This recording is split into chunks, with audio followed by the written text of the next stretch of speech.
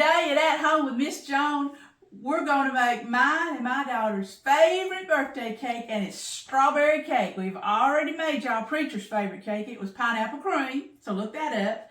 But we love strawberry, and we're fixing to have our birthday, and we're making our cake. But first, I wanted to say, hey, I haven't got it all cleaned up really good behind me, but do y'all see my new cabinet? Preacher redone my cabinets, can y'all tell? They were oak cabinets, and a lot of the stain was flicking off really bad, and he decided to paint them, and I love them, and he spray painted my red knobs, and I could talk about that all day, but we're going to cook a cake, and you can look that up because we put up a video exactly how he done it in case it helps somebody. So look up my new kitchen. I'm telling you, I'm proud. That was my birthday present, okay? Now, we're going to make a strawberry cake. You can make this cake two different ways. You can make it in 2 round layers, or you can make the oblong. I'm going to make the oblong today, okay? I'll tell you the truth. It's easier, but it's real easy either way, okay? Just a box of yellow cake mix or white, whatever you prefer. I like the yellow better. Just dumping it in. Do y'all think that they're putting less cake mix in these little packs? It sure does feel like it. I'm going to add 3 eggs. I've already put them in this little bowl here. And then, it don't really matter which order. Oh, I think I've told y'all before, right after I retired, somebody bought this for me and had it shipped to the house, and to this day I still don't know who gave me this nice red KitchenAid mixer. Okay, you add also a box of strawberry JELLO. This is regular, not the unsweetened, okay? And let's see what this is. Yeah, that's what I thought. 3-ounce pack. Let's go with it. So we got a cake mix. We got the strawberry JELLO. We got 3 eggs. I'm going to add 2/3 cup of oil. Now this is what I call vegetable oil. I'll show you what I'm using today. Right here. Just got it pre-measured to save us some time. You do 1/3 cup of water. Got that going in there. I'm going to give it a little spin. Where'd we get all that red stuff over on my shirt? My shirt. Oh yeah. Yes, mostly y'all think I got a lot of clothes, but most of the time I've borrowed them from Jordan. I say, bring me a new shirt. Let me borrow one of your shirts. We're going to shoot a new video. So she'll come in the door with 2 or 3 shirts, and then usually she'll leave, and she'll forget that they're over here, and I get to wear them, and usually get stains on them too. All right, to that you add frozen strawberries. Well, you can use any kind of strawberries you got, okay? But these are the sliced strawberries in sugar, and they're in here. There is 16 ounces, so there's 2 cups in here. And I'm going to use a cup in the bottom, and I'm going to use some more when we make the icing or the frosting. I don't know if y'all call it icing or frosting. I call it whatever comes to my mind first. Anyway, doesn't that look good? Mama used to make this for my birthday, for Jordan's birthday, because she knew it was our favorite cake. So boy, does this ever bring back memories of her always making me my favorite cake on my birthday. And now I try to make this cake for Jordan. Or sometimes she makes it for me, whichever, because she cooked just as good as I can. You see, Jordan and I, she was born on my birthday. And that was a triple blessing. She wasn't born on Preacher's birthday. She was born on my birthday 6 weeks early, so it was a surprise. We weren't expecting her on my birthday. But anyway, we have had fun celebrating together every year. I laughed when she was a kid because there's all them kid parties. It's like I'm not getting to have a birthday. But really, now that she's grown, boy, do we ever enjoy our birthday. We used to take 2 days. One day to say we're celebrating mine, another day to say we're celebrating hers so we don't get gypped. And we have what I call a jam up good time. If you want this cake to, when you get done, to pop out, and you're going to, turn it over into a flat dish and ice it all around, then you need to not just spray Palm in this or nonstick spray. You need to grease it with like a lard or a Crisco, and then put flour in there and dust it out. That's the only way you're going to get this cake to really pop out. But this stuff right here is what I did. I just sprayed it. And because we're not necessarily going to take it out of the pan, we're going to ice it in this pretty pan that I got right here. Okay. You know I'm going to make a mess. Alrighty. This little thing that I film my cooking on, because see, my kitchen is not shaped the way where I can look at you when I'm cooking. It's my back. First few videos I did, y'all saw them. It was my back is showing. So we finally just started using this little cart here so I can look at you. But it does feel like I've got you in here with me. All right, I'm just putting this in the pan. I know it looks backwards. Y'all heard my stove click. It's going to bake on 350 degrees for about 35 minutes. I'd watch it at 30, but my recipe says 35. Everybody's stove, you know, cooks a little different in how hot it gets and how fast it cooks. But anyway, woo-wee, we're going to be celebrating our birthdays with this, that's for sure. Now, if I was going to make this in the layers, I'll be honest with you, I'd do like a big 3-layer cake and use 2 boxes cake mix, double everything. So you have a big, pretty show. When I do a layer cake, I like for it to be big and pretty and showy. I'm going to pop this in my oven for 350 degrees, 35 minutes, and I'm going to start making the icing. I'll get back with you. I'm going to make the icing or the frosting, whatever you call it. I'm going to cream my cream cheese and butter first. Just an 8-ounce pack of cream cheese. Y'all know my little trick. Get it to room temperature. I stick it in the microwave. I will tell you this. We was in a restaurant the other day. I'll not call their name. Out of town. Big restaurant. Fancy, well known. I got the fancy baked potato. It was cold. So I thought, well, be easy. I'll ask the guy to warm it up. He said, well, we don't have a microwave. Management won't let us have one.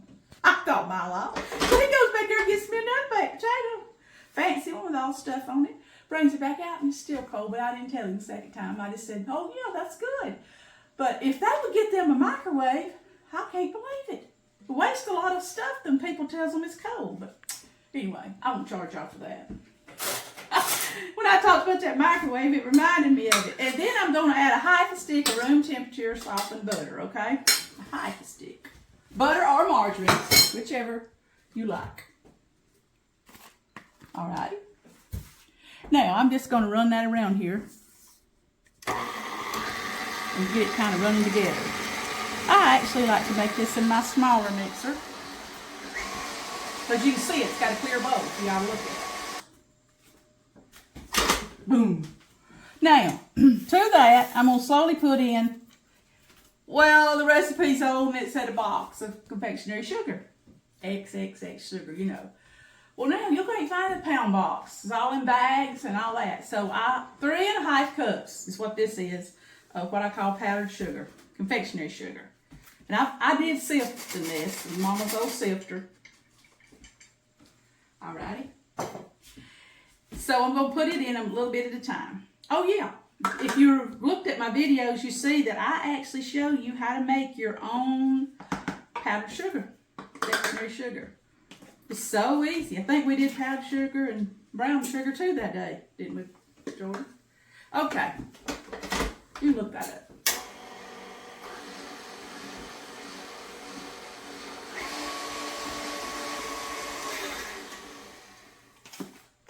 They make a slide, some kind of slide thing for these KitchenAids. I don't have one where you can actually get the ingredients in because the beater takes up so much room, it's hard to get the ingredients in. Anyway, I about got it all in there.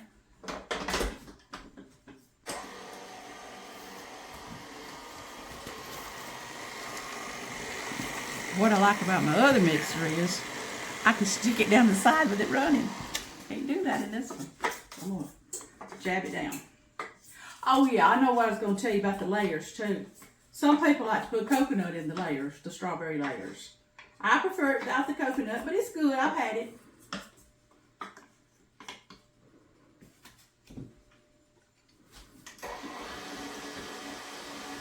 Right now I'm just slowly trying to incorporate my confectionery sugar. Oh, a lot much more.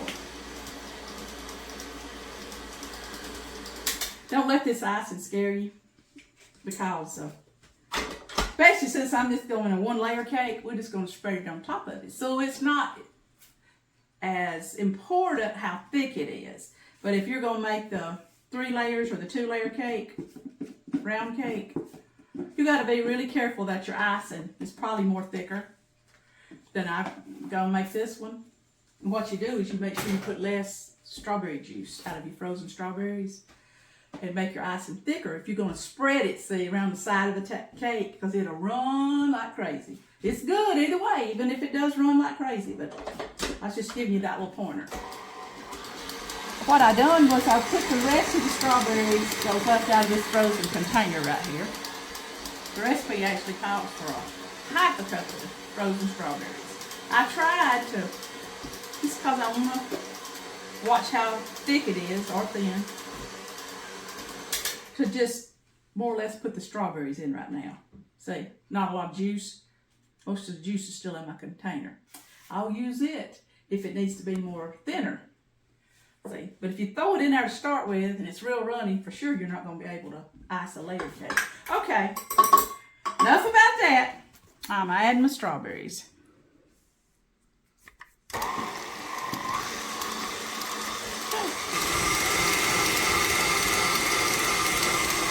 I'm going to pour a little of the juice.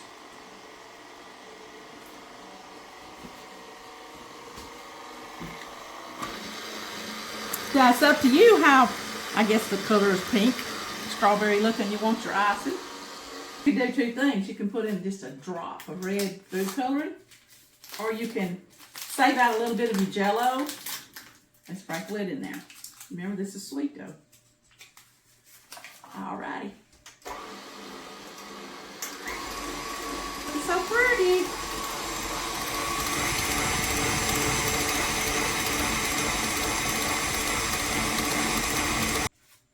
I wish this was a clear dish. I think they make a clear bowl. Remember, you might want to reserve out like a tablespoonful of your JELLO to put in the icing if you want it a little pinky looking without using red food coloring.